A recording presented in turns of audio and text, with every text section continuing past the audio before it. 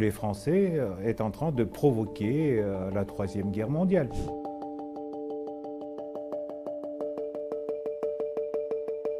Vous vous foutez de ce que dit Emmanuel Macron. Exactement. Et quand il vous dit qu'il est prêt, éventuellement, à ne pas se fixer de limites. On s'en fout de ses limites. On s'en fout de Macron, de ce qu'il dit Macron. On s'en fout de limites de Macron. Et on va tuer... La France reste une puissance nucléaire.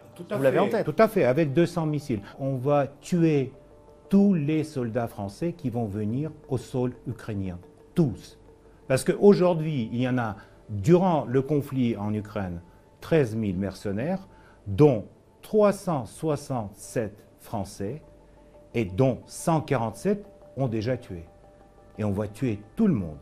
Vous inquiétez pas. Je veux dire très directement que l'idée d'envoyer les soldats français en Ukraine, ça va se terminer par les cercueils en Orly, couverts par le tricolore, et ce n'est pas Macron qui va aller les chercher. Donc les Français, ils doivent comprendre les conséquences. C'est tout. Écoutez, j'aime bien la France, j'aime bien la culture, je regrette beaucoup que je ne pourrais pas amener mes enfants à Louvre, je ne sais pas montrer Paris, etc. Oui, parce que vous voulez plutôt envoyer une bombe nucléaire à Paris en ce moment. C'est plutôt ça le discours.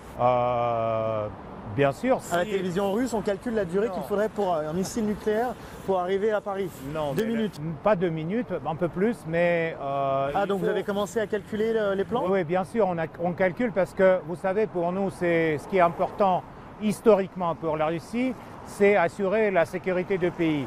Et quand les pays de l'OTAN, dont aussi la France, mettent les missiles autour de nos frontières et veulent mettre les missiles en Ukraine, en adhérant à l'OTAN, à l'Ukraine. Donc pour nous, c'est inadmissible. Qu'est-ce qui a déraillé dans notre modèle? Vladimir Poutine érige le modèle russe en opposition avec le modèle d'un Occident qui serait décadent. Qu'est-ce qui est décadent chez nous, Français? Regardez votre gouvernement. Est-ce qu'on peut vraiment, à XXIe siècle, penser que ce n'est pas décadent d'avoir des gens si spéciaux?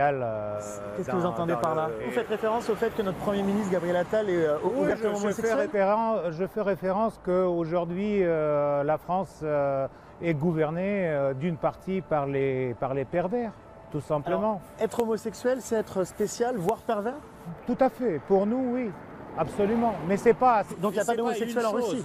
Non, bien sûr, il y en a, mais il n'y en a pas dans le gouvernement. Est-ce que les homosexuels en Russie peuvent vivre librement et protégés par le gouvernement? Bien sûr, leur vie privée est protégée, mais ils n'ont pas droit à la propagande ouverte de leur mode de vie.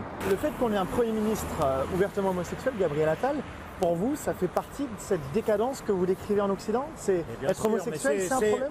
Écoutez, non, c'est la dégradation des leaders européens. Regardez aujourd'hui avec qui on doit avoir l'affaire, avec Scholz, avec Macron, avec Borrell, etc. Donc ça, c'est des gens qui n'ont pas même l'idée de leur parole. Ils ne peuvent pas tenir la parole.